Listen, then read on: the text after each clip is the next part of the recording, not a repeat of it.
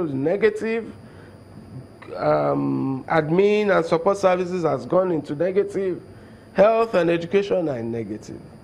So the point is beneath the headline of what is a justly celebratable exit from recession. By the time you look at the components, you see that, hey, let's take care.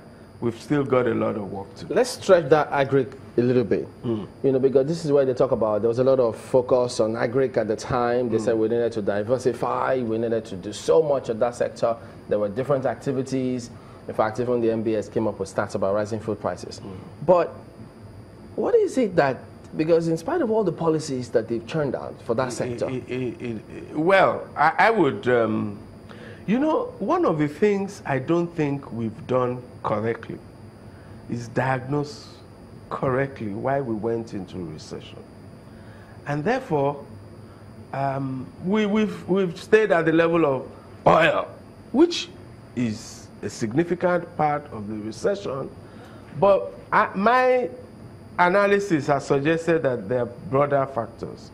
So, and for instance, in understanding what might be happening with agric, that will help us understand that. So, for instance, I have 3 categories of factors that caused the recession.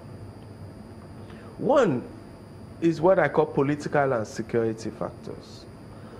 So that even if oil prices had been okay, there were negative trends happening with the Niger Delta, which is purely political and security, damaging oil and gas infrastructure, power infrastructure. There was a problem with agriculture. There is still today a problem with agriculture across large swaths of the central Nigeria based on conflicts between farmers and herdsmen, which is affecting agricultural production. That trend is stretching down into the south-south and southeast and parts of the southwest. There are 3 million internally displaced people in the northeast who are economically inactive, who don't farm, who can, because they are displaced from their homes. They are living in IDP camps. That affects agricultural, trade, artisanal production in the northeast. So we've not really focused on these issues. We focus on the Niger Delta one because it makes a direct hit on our income. We see that one more directly, and it's big.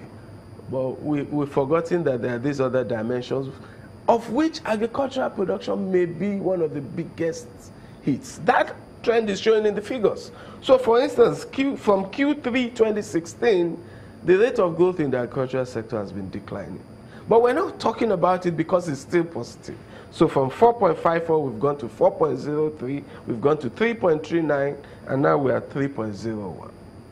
And that trend will be 2 point something next quarter. So looking at the trend for agriculture, are you saying that it will decline further? The trend is negative. Will it decline further? Well, that's why I'm highlighting these factors so that policy can respond to them, so that you can be sure that you have agricultural production is not constrained by conflict across the country in large parts of the agriculturally productive parts of the country, particularly the north-central region of the country. But they also talked about the infrastructural perspective for agriculture as yes, well. so there are also, of course, growth things that can... So this one is a negative factor that is dragging down. But there are also things that you need to do in terms of logistics, in terms of policy, those improvements that I think the current ADB president, Dr. Akinwumi Adesina, was championing when he was a Minister for Agriculture.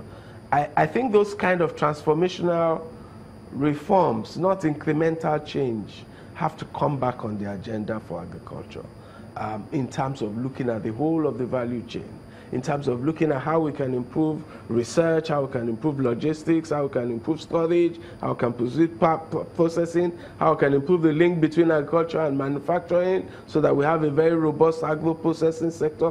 All of that needs to be big on the agenda. Do you think that in the agricultural sector, mechanization could displace the effects of security concerns, as you mentioned in the north?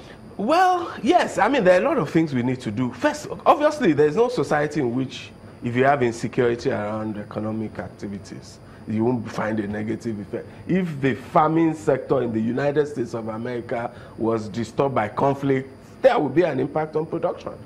So yeah, but there are many other things, like I said, that need to happen.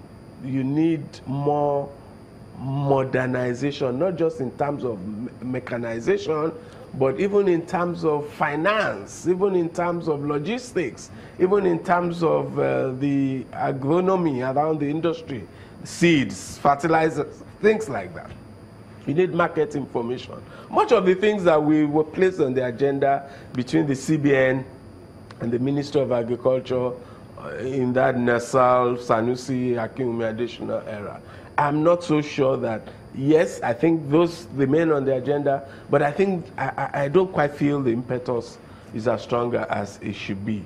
So those are, but the primary focus that I think government can pay its attention to resolving is to removing conflict across large parts of the country. Like I said, I mean, I've seen reports and I've had personal reports of farmers, a financial person I know, a former senior banker who invested significantly in agriculture in Edo State.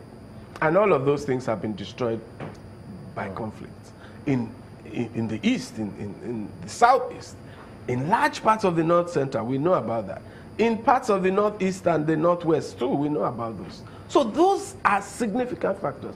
And as is our habit in Nigeria, until agricultural sector output gets to minus something before we now respond. But like I said, you've had 5 quarters in which the growth rate has been declining. Speak to us about the industrial sector in this country and the potentials it has on the one hand and the actualization of those potentials as to the raw materials that it needs to fuel it. Okay, so in Nigeria, in the MBS classification, the industrial sector is treated as a combination of oil refining, solid minerals, and manufacturing. Like we know, oil refining went positive this quarter, admittedly from a low base. So when the thing has collapsed and then there's some growth, you have, due to base effects, you have some positive growth. So we have about 1.something% growth in the oil refining sector, according to the data, I think. Then you have manufacturing.